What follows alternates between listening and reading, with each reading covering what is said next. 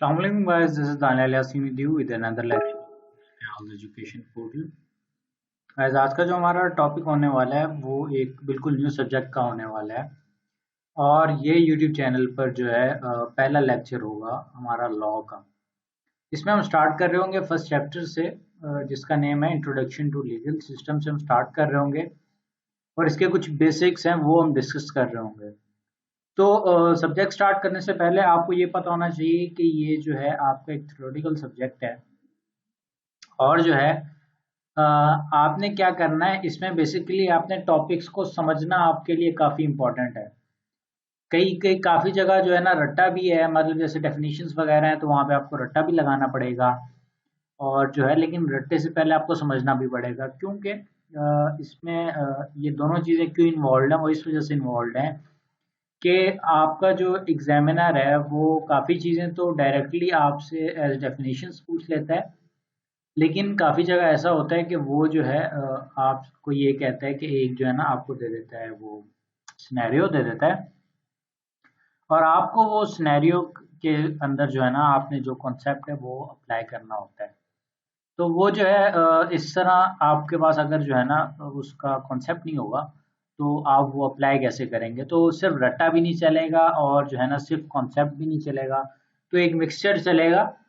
तो आपने मिक्सचर को लेकर चलना है। मेरा जो फोकस होगा वो यहाँ पर जो है जो वीडियोस अपलोड हो रही होंगी लॉ की, उसमें जो मेरा फोकस होगा वो सिर्फ ये होगा कि आपको चीज़ें समझ आ जाएं। बाकी जो है जहाँ से भी आप पढ़ रहे होंगे तो वो जो है यहाँ वैसे आप नोट्स भी देख सकते हैं, नोट्स काफ़ी अवेलेबल हैं तो आप वहाँ से देख सकते हैं। वहाँ पे शॉर्ट करके लिखा हुआ है डेफिनेशंस वगैरह, क्या याद करना चाहिए और क्या नहीं, इस तरह जो है ना, तो आप वो चीज़ें वहाँ से देख सकते हैं। गाइस, हमारे चैनल को सब्सक्राइब करना ना भूलें ताकि आप न्यू वीडियो से बाखबर रहें और सब्सक्राइब के बाद बेल आइकन को ज़रूर दबाएं ताकि जो भी हमारी न्यू वीडियो है आपको फ़ौरन उसका नोटिफिकेशन मिल सके। शुक्रिया। आइए चलते हैं हमारी आज की वीडियो की तरफ। ठीक है जी, तो शुरू करते हैं हमारी आज की वीडियो को। तो यहाँ पे मैंने सबसे पहले लिखा हुआ है इंट्रोडक्शन टू लीगल सिस्टम। अच्छा, अब इसके अंदर जो हम टॉपिक्स पढ़ रहे होंगे वो बेसिकली हम 4 टॉपिक स्टार्टिंग वाले पढ़ रहे होंगे। उसमें कौन कौन सा टॉपिक है, उसमें एक है what is meant by law, number 2 है मर्केंटाइल लॉ, नंबर 3 जो है वो है why chartered accountants study law और नंबर 4 है where to apply law in practical life. तो कुछ चीज़ें काम की हैं, कुछ चीज़ें आपकी वैसे नो हाउ के लिए है ना, तो लेकिन जो है मैं पूरा जो है ना आपको पढ़ा दूंगा। उसमें से इम्पोर्टेंट चीज़ें मैंने ऑलरेडी निकाल ली हैं। तो चलिए हम शुरू करते हैं हमारे पहले टॉपिक से। पहला टॉपिक है हमारा what is meant by law. जब हम बात कर रहे हैं what is meant by law तो बेसिकली ये आपकी लॉ की डेफिनेशन है। इसमें जो है डेफिनेशन है और जो है थोड़ा सा और एक्सप्लेनेशन है उसके साथ। अगर हम इसकी डेफिनेशन पर आते हैं तो यहाँ पर क्या लिखा हुआ है, law means a set of rules और a system of rules of conduct designed and enforced by the state to control and regulate the conduct of people. Law is not stagnant. ठीक है जी. It is often preceded by an adjective to give it a clearer meaning, for example, such as civil law, criminal law, business law, etc. अच्छा जी, अब हमने एक बार तो पढ़ लिया, अब हम जो है ना इसको समझते हैं। वो क्या कहना चाह रहा है, वो कह रहा है law means a set of rules और a system of rules of conduct. अच्छा, एक तो अब वो कह रहा है कि आपके पास यहाँ तो मतलब जो है ना कुछ रूल्स बने हुए हो ना, इन सिंपल वर्ड्स। वो कहता है लॉ का मतलब है कि आपने ना कुछ कानून बनाए हैं, ठीक है जी, और वो कानून जो बनाए हैं वो इन्फोर्स किससे किए जाते हैं, वो इन्फोर्स्ड बाय द स्टेट। अब जैसे हमारे यहाँ पर जो है ना हम अपने मुल्क की बात करें पाकिस्तान की, तो जो हमारी पार्लियामेंट है वो कानून बनाती है, ठीक है जी। अब जब वो कानून बनाती है, अब वो कह रहे हैं लॉ का मतलब, कानून का मतलब क्या आ गया, सेट ऑफ रूल्स या system of rules of conduct, ठीक है जी। अब वो जब वो बनाती है, कोई कानून बनाती है तो इन्फोर्स कौन करता है, वो स्टेट इन्फोर्स करती है। स्टेट किसके थ्रू इन्फोर्स करती है, वो इन्फोर्स करती है पुलिस के थ्रू, आर्मी के थ्रू, या आपके जो है ना मतलब डिफरेंट जो है ना डिपार्टमेंट्स बनाए हुए होते हैं डिफरेंट रूल्स के हिसाब से उन्हें इन्फोर्स करने के लिए। इन्फोर्स का मतलब है कि उनको जो आम शहरी हैं, एक मुल्क के जो शहरी हैं, उनके दरमियान वो इन्फोर्स करवाना कि वो लोग वो चीज़ फॉलो करें, मतलब कि फॉलो करवाना रूल्स को। ठीक है जी। To control and regulate the conduct of people. अच्छा जी। अच्छा, इन्फोर्स किए जाते हैं, इन्फोर्स क्यों किए जाते हैं, ये उस वाय का आंसर है कि भाई एक तो लॉ का मतलब क्या है कि रूल्स बनाए जाते हैं, कानून बनाया जाता है, कानून बनाया जाता है और उसके बाद जो है वो क्या किया जाता है, वो इन्फोर्स किया जाता है। इन्फोर्स किससे किया जाता है, स्टेट उसको जो है ना इन्फोर्स करती है। अच्छा, वो डिफरेंट मीन से जो है ना इन्फोर्स कर रही होती है, जैसे मैंने कुछ एग्जांपल दी थी आपको भी ऊपर। अच्छा, वो क्यों इन्फोर्स करती है, वो इन्फोर्स इस वजह से करती है to control and regulate the conduct of people. Control and regulate the conduct of people. अब हमें जो है, हमें ये समझना है, अब जब भी कोई भी एक इंसान है, हम आम शहरी की बात करें, आप हैं, मैं हूं, हम जो है हम बाहर घूम रहे होते हैं। फॉर एग्जांपल आपने आपने गाड़ी ड्राइव नहीं की, तो आप किसी के साथ बैठे होंगे जो गाड़ी ड्राइव कर रहा होगा, तो आपने रोड पे देखा होगा कि जगह जगह बोर्ड्स लगे हुए हैं। वो बोर्ड्स क्यों लगे हुए हैं, वो क्यों बोर्ड्स लगाए हुए होते हैं, जैसे हम मोटरवे पर जाते हैं हमें बोर्ड्स लगे हुए होते हैं स्पीड लिमिट के। भाई वो क्या कर रहे होते हैं, वो आपको क्या कर रहे होते हैं, वो उन बोर्ड्स के थ्रू आपको कंट्रोल भी कर रहे होते हैं और रेगुलेट भी कर रहे होते हैं। कंट्रोल कैसे कर रहे होते हैं कि भाई उन्होंने वो बोर्ड लगाया हुआ है, आप वो बोर्ड पढ़ के आप क्या करेंगे, आप कहेंगे कि भाई मुझे जो है इस स्पीड लिमिट से ऊपर नहीं जाना है, अगर मैं इससे ऊपर जाऊंगा तो क्या होगा, तो क्या होगा मेरे साथ, अब मेरे साथ जो है ना वो चालान हो जाएगा मेरे ऊपर। ठीक है जी। और रेगुलेट इन अदर वर्ड्स यूं भी आप समझ सकते हैं कि भाई कंट्रोल तो आपने बोर्ड पढ़ा तो उन्होंने आपको देख लिया, रेगुलेट इन अदर वर्ड्स अगर आप उससे कंट्रोल नहीं हो रहे, ठीक है जी, आप उस बोर्ड को देख के समझ नहीं रहे, तो वो रेगुलेट करेंगे। रेगुलेट कैसे करेंगे, वो जनाब आपके ऊपर चालान कर देंगे, वो आपके ऊपर क्या कर देंगे, चालान कर देंगे। और जब आपके ऊपर चालान हो जाएगा तो फिर जो है ना आप समझ जाएंगे कि मुझे जो है ना ये चीज करनी है, मुझे जो है ना वो जो कह रहे हैं मुझे वो काम करना पड़ेगा। ठीक है जी। इन सिंपल हमने जो है ना एक छोटी सी एग्जांपल से जो है ना हमने ये बात समझ ली कि भाई किस तरह जो है ना एक लॉ जो है वो हमें सीधे तरीके से चलना सिखा रहा होता है और स्टेट उसको किस तरह यूज कर रही होती है हमारे बिहेवियर को कंट्रोल करने के लिए। एक तरह से हमारे बिहेवियर कंट्रोल हो रहा है, मतलब फॉर एग्जांपल अगर हम मोटरवे पर जा रहे हैं और वहां पे कोई स्पीड लिमिट बोर्ड नहीं लगा हुआ, तो कोई 150 पर जा रहा होगा, कोई 120 पर जा रहा होगा, कोई 100 पर जा रहा होगा, और कोई बहुत ही मतलब अच्छी गाड़ी चला रहा है तो 180 190 पे जा रहा होगा। तो मतलब कोई एक जो है ना वो यूनिफॉर्मिटी नहीं होगी, कोई लॉ नहीं होगा, कोई पूछने वाला नहीं होगा उन्हें ना। तो यहाँ पे बाय लॉ वो हमें क्या कर रहे हैं, वो हमें कंट्रोल भी कर रहे हैं और रेगुलेट कर रहे हैं कंडक्ट ऑफ पीपल, के जो है लोग किस तरह जो है ना अपनी जो वहां पे गाड़ी चलाएंगे। मतलब जो एग्जांपल की जिस एग्जांपल की बात कर रहे थे उसमें अगर हम इसको अप्लाई करें कि कंडक्ट वो लोगों का जो है वो कंट्रोल कर रहे हैं कि भाई जो है किस तरह आपने गाड़ी चलानी है इस रोड के ऊपर। ठीक है जी। अब दूसरा पॉइंट क्या है, ये जो है ना काफी जो है ना इम्पोर्टेंट चीज है कि लॉ इज नॉट स्टेगनेंट। ऐसा नहीं है कि पूरे मुल्क में जो है ना एक ही लॉ है। जैसे अभी हमने ऊपर जो एग्जांपल ली स्पीड लिमिट की, हम उसी को देख लेते हैं कि भाई पूरे मुल्क में जो है हर रोड पे एक ही स्पीड लिमिट तो नहीं होती। कहीं पे 80 होती है, कहीं पे 100 होती है, कहीं पे 120 होती है, मतलब डिफरेंट स्पीड लिमिट्स होती हैं। स्पीड लिमिट सेम नहीं होती हर जगह के लिए, हर रोड के लिए, सबके लिए एक डिफरेंट होती है डिपेंडिंग ऑन द एरिया और जो है ना वो सराउंडिंग्स उसके, कि भाई वो जो है वो रूरल है, वो अर्बन है, वहां पे कोई सिटी है, वहां पे कोई विलेज है, या जो है वो एक मोटरवे है, या वो एक नेशनल हाईवे है। तो मतलब वो एज पर डिपेंडिंग ऑन द रोड वो लिमिट चेंज है। आप मेरी बात समझ रहे हैं ना कि वो हर हर रोड के लिए एक एलिमेंट नहीं है, वो हर रोड और डिपेंड कर रहा है कि वो रोड कहाँ पर है, उसके हिसाब से लिमिट्स चेंज है। स्टेगनेंट का मतलब क्या होता है, सबसे पहले अगर आप इसको समझना चाह रहे हैं, इसको आप यूं भी समझ सकते हैं। स्टेगनेंट का मतलब है कि रुका हुआ, कि एक जगह ठहरा हुआ। जैसे जो है ना स्टेगनेंट वाटर होता है कि मतलब वो एक जगह खड़ा रहता है, वो आगे पीछे मूव नहीं कर रहा होता, मूव नहीं कर सकता।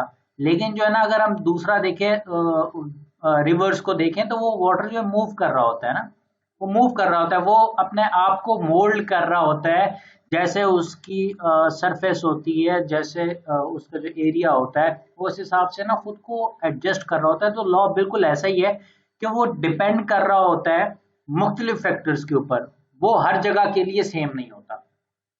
ठीक है जी, तो लॉ इज नॉट स्टेगनेंट का मतलब ये है। अच्छा, ये it is often preceded by an adjective to give it a clearer meaning such as civil law, criminal law, business law, etc. अच्छा, हमेशा जो है ना लॉ अकेला नहीं आएगा, लॉ के साथ कुछ ना कुछ लगा हुआ होगा। अच्छा, वो क्यों लगा हुआ होगा? क्योंकि लॉ एक किस्म का नहीं होता, लॉ की मुख्तलिफ किस्म है। अब जैसे यहाँ पे इन्होंने कुछ एग्जाम्पल्स लिखी हुई हैं कि सिविल लॉ है, क्रिमिनल लॉ है, बिजनेस लॉ है। अब ये तीनों जो है ना हमें एक चीज बता रहे हैं। अब जैसे अगर हम सिविल लॉ, जैसे हमने सिविल लॉ पढ़ा, हमें पता चला कि वो सिविल मैटर से जो है ना, जितने भी लॉज सिविल मैटर्स से रिलेटेड हैं वो कहाँ फॉल करेंगे? वो सिविल लॉ में फॉल करेंगे। दूसरा नंबर एग्जांपल हमारे पास क्या है? Criminal law. क्रिमिनल लॉ हमने जैसे ही पढ़ा, हमें क्या पता चल गया? हमें उसी वक्त पता चल गया कि भाई इसके अंदर जितने भी मैटर्स डिस्कस हो रहे हैं, ए टू जेड जितने भी मैटर्स डिस्कस हो रहे हैं, वो सब जो है वो क्रिमिनल रिलेटेड मैटर्स हैं और उससे रिलेटेड लॉज हैं। फिर तीसरी जो एग्जांपल है वो बिजनेस लॉ है। अब क्या भाई, इसमें जो भी डिस्कस हो रहा होगा, जितने भी पॉइंट्स डिस्कस हो रहे होंगे, वो सब किससे रिलेटेड होंगे? वो होंगे बिजनेस से रिलेटेड। इस तरह और भी इसकी एग्जांपल्स हो सकती हैं, जैसे यहाँ बैठ सकता लिखा हुआ है। तो मतलब हमें इस पैराग्राफ ने क्या बताया है कि जो लॉ का वर्ड है उससे पहले कुछ ना कुछ आपको लगा हुआ दिखेगा। ठीक है जी, वो लगा हुआ क्यों दिखेगा?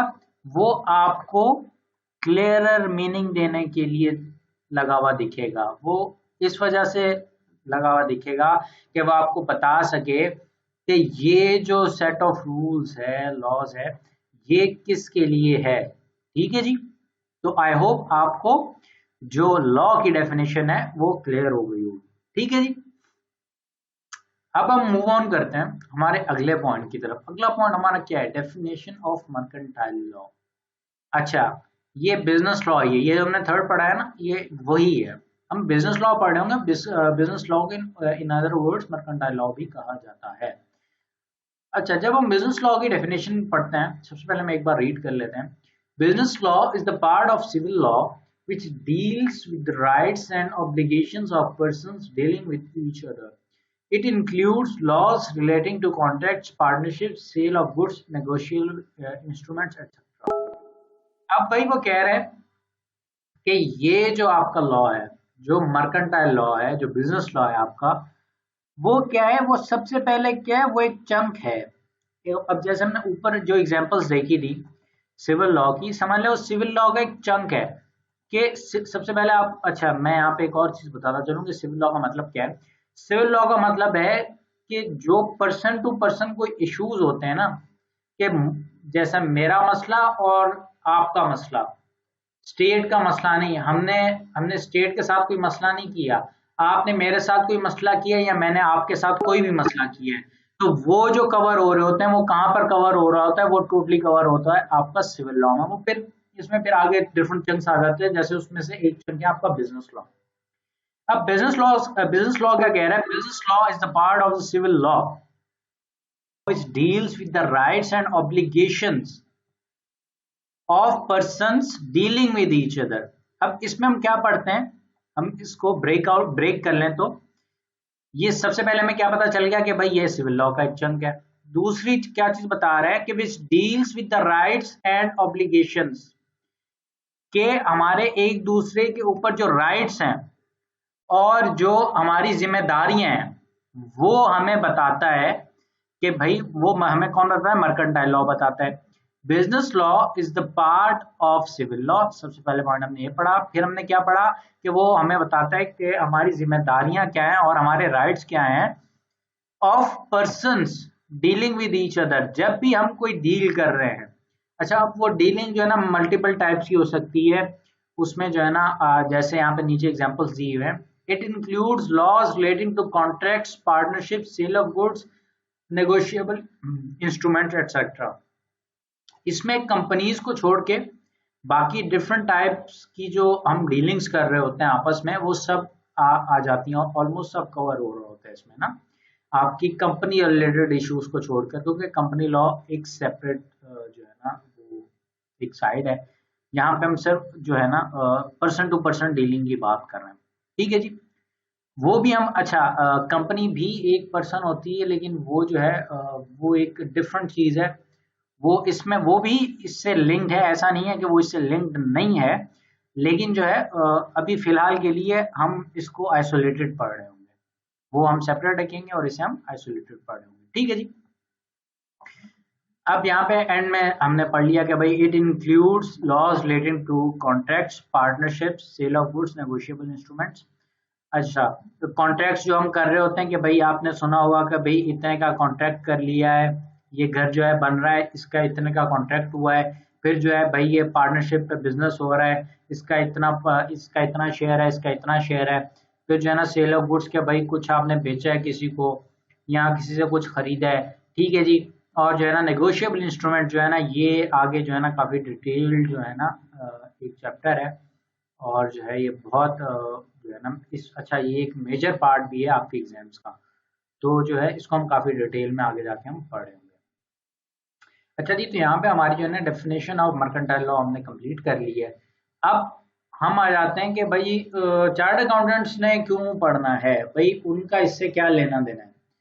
भाई लॉ तो हमने अभी तक जो है ना सुना है कि वो वकीलों का काम है, किसका काम है, ये काम है वकीलों का, ये लॉज को देखना और वो सब मैटर्स को डील करना।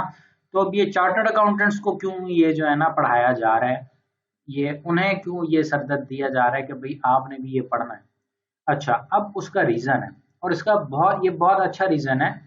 और मतलब मेरे पर्सनल ओपिनियन के हवाले से अगर मैं ये बात कहना चाहूँ, तो ये जो है थोड़ा बहुत आइडिया हर एक बंदे को होना चाहिए, ताकि वो अपनी डे टू डे डीलिंग्स पे जो है वो हेल्पफुल होती है ये चीज़ें काफ़ी ज़्यादा।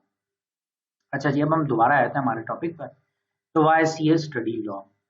The object of studying law in chartered accountancy is to be aware when legal problems arise, be able to judge when outside assistance is required, evaluate the financial implications of law, also communicate with the lawyers. अच्छा, अगर मैं इसका आपको लब्बे लुबाब बताऊं, मतलब कि इसका आपको जो है ना एक क्रक्स बताऊं, इसका कंक्लूजन बताऊं कि इस सब का क्या है, वो मतलब ये जो हमने पूरा पैराग्राफ पढ़ा, इसका पर्पस ये है कि भाई जब आप किसी कंपनी में जाते हैं जॉब करने ना, जब आप जॉब करने जाते हैं वहाँ हर तरह के मैटर्स होते हैं ना। जब भी आप किसी कंपनी में जॉब करते हैं, तो ऐसा नहीं है कि आपको जो है ना एक ही तरह के मैटर से डिस्कस जो है ना वो आपका वास्ता पड़ रहा होता है, डिफरेंट तरह के मैटर्स आ रहे होते हैं। अच्छा, यहाँ पे जो है ना मैं एक मिनट दरमियान में एक और बात करना चाहूँगा। जो चार्टर्ड अकाउंटेंट्स होते हैं, वो उनकी जो अपनी जो है ना टैक्स फर्म्स भी होती है ना, मतलब कि वो कंप्लीटली आपका जो टैक्सेशन लॉज और रेगुलेशंस वगैरह होती हैं उन्हें कंप्लीटली पता होता है, और वो आपके बिहाफ पर आपकी जो है ना टैक्स रिटर्न फाइल कर रहे होते हैं। तो मतलब कि ऐसा नहीं है कि जो चार्टर्ड अकाउंटेंट्स है उनका बिल्कुल ही लेना देना नहीं है, उन्हें सिर्फ जो है ना नो हाउ के लिए पता होना चाहिए। लेकिन जो है आपके कई ऐसे भी सेक्टर्स हैं जहाँ पे जो है ना ये काफ़ी ज़्यादा ये सब अप्लाई हो रहा होता है। जैसा कि मैंने अभी एग्जांपल दी कि अगर फॉर एग्जांपल आप जो है ना अपनी एक जो है फर्म खोलना चाह रहे हैं, तो आपको ये जो अभी आप लॉ पढ़ रहे हैं ये काफ़ी ज़्यादा हेल्पफुल होगा। अच्छा, काफ़ी जो है ना आपके जो चार्टर्ड अकाउंटेंट्स होते हैं वो आपकी कंपनीज रजिस्ट्रेशन और पार्टनरशिप्स वगैरह इन सब में भी जो है ना काफ़ी ज़्यादा वो इन्वॉल्व होते हैं। तो ऐसा नहीं है कि जो है ना ये बिल्कुल जो यहाँ पे लिखा हुआ है कि वो सिर्फ पत्थर पे लगी है, मतलब मैं आपको बता रहा हूँ, इसका ब्रॉडर एस्पेक्ट बता रहा हूँ कि ये सब भी हो रहा है। अच्छा, तो अब दोबारा आता हूँ मैं यहाँ पे, जो यहाँ पे अभी हमने पढ़ा मैं इसको दोबारा एक्सप्लेन करता हूँ। The objective of studying law in chartered accountancy is to be aware when legal problems arise, be able to judge when outside assistance is required। मतलब वो कह रहे हैं कि मतलब इससे क्या होगा कि एक चार्टर्ड अकाउंटेंट को ये पता चल जाएगा कि हाँ भाई ये मसला आ गया है, ठीक है जी, कंपनी का ये जो मसला है ये बड़ा मसला है, इस मसले के लिए हमें इस मसले के वकील को जो है ना हायर करना पड़ेगा, ठीक है जी। और जो है वो जो जब एक वकील आएगा उसके साथ बैठ के वो मसले को डिस्कस कर सके एटलीस्ट, मतलब अगर उसे बहुत डिटेल ना भी पता हो ना लॉ की, लेकिन एटलीस्ट वो जब लॉयर के साथ बैठे तो उस मसले को अच्छे तरीके से एज पर लॉ डिस्कस कर सके। मतलब वो जाके केस ना भी लड़ रहा हो लेकिन एटलीस्ट उसे चीज़ों का पता हो कि हाँ भाई ये चीज़ यहाँ से ऐसे और ये चीज़ यहाँ से ऐसे, इसका ये मसला हो सकता है और इस चीज़ से ये मसला हो सकता है। तो बेसिकली ये पर्पस है, ठीक है जी। बस यही, ये इसका मतलब यही है। अच्छा जी, where to apply law in practical life. अच्छा, ये अब बात हो रही है कि प्रैक्टिकल लाइफ का मतलब यहाँ पे ये है कि आपकी डे टू डे रूटीन जो है, डे टू डे लाइफ जो है, वहां पे आपने किस तरह इन सबको अप्लाई करना है। Civil law involves the problems that impact on people's everyday life, like debts, tenancy issues, sale of goods, etc.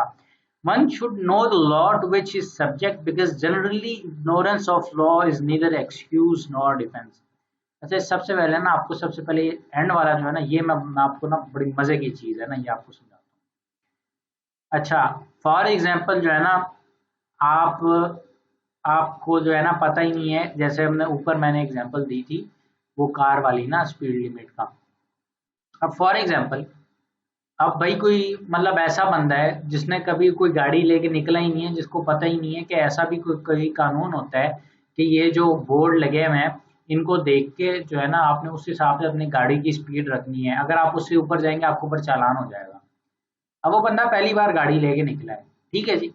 अब वो लेके निकला है, अब जब वो गया उसने बोर्ड पे स्पीड लिमिट लिखी हुई 100, अब वो चला रहा है 120 130 की स्पीड पे। आगे जो है ना पुलिस वालों ने उसे रोक लिया कि भाई आप साइड पे आ जाए। कैमरा लगा हुआ था, उन्होंने भाई स्पीड चेक की तो वो ओवर स्पीडिंग थी। उन्होंने कहा भाई आपका जो है ना एक चालान कटेगा ओवर स्पीडिंग का। अब वो आगे से कहता है कि भाई मुझे तो पता ही नहीं था कि इस बोर्ड का ये मतलब होता है। तो वो क्या कहेंगे, वो आगे से क्या कहेंगे, वो ये कहेंगे अच्छा ठीक है आपको पता नहीं था इस वजह से आप जो है ना जा सकते हैं। ऐसा तो नहीं कहेंगे ना वो कहेंगे भाई आपको पता नहीं था, वो हमारा प्रॉब्लम तो नहीं है ना, वो हमारा प्रॉब्लम तो बिल्कुल नहीं है। क्योंकि अगर आप जो है ना, अगर आपने ड्राइविंग टेस्ट दिया है और आपने पास किया है तो वो जो है ना आपको एक बुक देते हैं।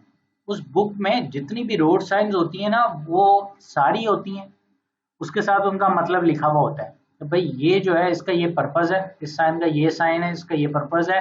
वो इस वजह से बुक देते हैं कि भाई जब आप गाड़ी चलाएं तो आप इन सब का ध्यान रखें, ध्यान रख के चलाएं और आपको पता होना चाहिए इसका ये मकसद है। अब अगर आपने वो बुक, अब आपने ड्राइविंग टेस्ट पास कर लिया, आपके पास लाइसेंस है, उन्होंने आपको बुक दी है, आपने बुक खोलने की जहमत ही नहीं की है। आपने कहा यार कहाँ पे इस पे जो है ना टाइम जाया करना है, और आप जो है ना गाड़ी लेके निकल जाते हैं और फिर वहां पे जाके ये कहते हैं, तो वो आपको कहेंगे भाई ये हमारा ये हमारा प्रॉब्लम नहीं है कि आपको पता है या नहीं पता है।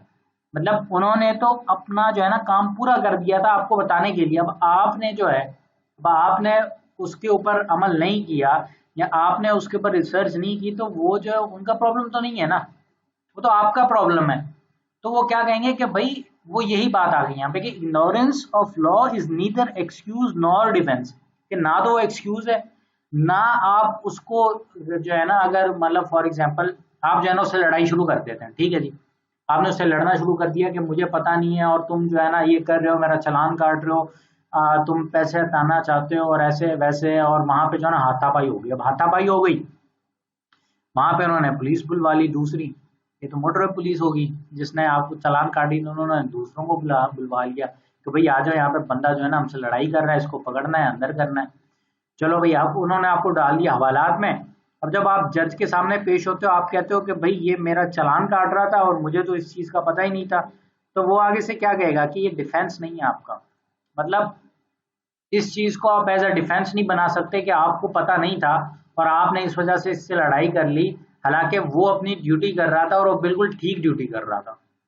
तो इससे जो है ये पता चलता है कि आपको चीजों का पता होना चाहिए, एटलीस्ट बेसिक्स की जो है नो हाउ होनी चाहिए। यही बात वो ऊपर ऊपर भी यही चीजें कह रहे हैं कि civil law involves problems that impact on people's everyday life like debts, tenancy issues, sale of goods. मतलब कि आपकी डे टू डे रूटीन जो है, सिविल लॉ कंप्लीटली वो जो है ना उसके सराउंडिंग होता है।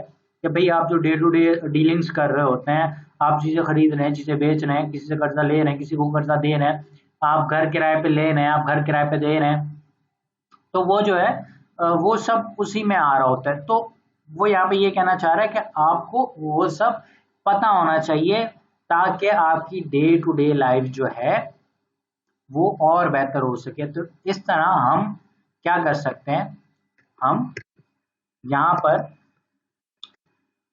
अपना सिविल लॉ जो है ना वो अच्छे तरीके से अप्लाई कर सकते हैं। ठीक है जी। तो ये हमारा एक जो है ना छोटा सा लेक्चर था, जिसमें हमने बेसिक्स जो 4 चीजें वो हमने डिस्कस की थी। हमारा जो मेरी अगली वीडियो होगी उसमें हम इससे आगे जाएंगे, और वहां पे जो है हम जो है ना sources of law in Pakistan discuss कर रहे होंगे। और जो है अगर थोड़ी सी बड़ी हुई होगी वीडियो वीडियो तो जो है ना डॉक्ट्राइन ऑफ बाइंडिंग प्रेसिडेंट्स जो है ना हम ये भी डिस्कस कर लेंगे। ठीक है जी। इस वीडियो को यहीं पे एंड करते हैं। आई होप कि आपको ये सब समझ में आ गया होगा। मिलते हैं आपके साथ अगली वीडियो में। टिल देन टेक केयर, अल्लाह हाफिज।